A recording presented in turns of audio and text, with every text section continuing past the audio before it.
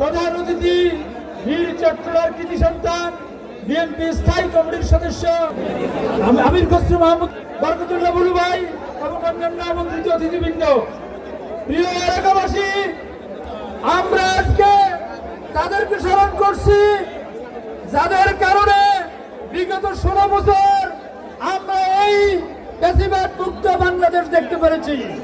আমরা একটি স্বৈর শাসন থেকে আজকে এই দিনে ওই সকল শহীদদেরকে স্মরণ করছি। বন্ধুগণ, আজকে আমাদের এই মুহূর্তে প্রয়োজন একটি সুষ্ঠু নির্বাচনের আয়োজন করা।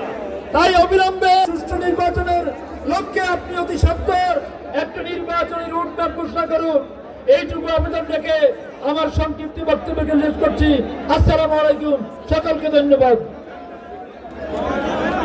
এই পর্যায়ে বক্তব্য নিয়ে আসবেন জাতীয়তাবাদী ছাত্র দলের সোনালী ফসল, ছাত্র দলের ভারপ্রাপ্ত সভাপতি, দাক্ষিণের সুসন্তান, বিএনপি কেন্দ্রীয় নির্বাহী কমিটির সম্মানিত সদস্য জনাব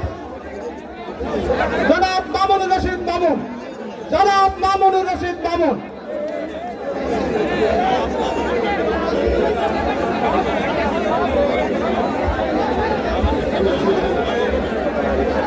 বিসমিল্লাহির রহমানির রহিম।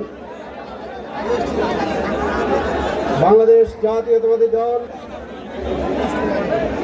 দ্রব্যমূল্যের ঊর্ধ্বগতি, আইন শৃঙ্খলা অবনতি, দ্রুত নির্বাচন এবং ফ্যাসিস্ট হাসিনার বাংলাদেশ জাতীয়তাবাদী দল নোয়াখালী জেলা কর্তৃক আয়োজিত আজকের এই সমাবেশের সংগ্রামী সভাপতি, বাংলাদেশ জাতীয়তাবাদী দল নোয়াখালী জেলার বিপ্লবী আহ্বায়ক, সাবেক ছাত্রনেতা, সাবেক যুবনেতা জনাব আলমগীর হোসেন আলম। আমাদের মাঝে প্রধান অতিথি হিসেবে উপস্থিত রয়েছেন বাংলাদেশের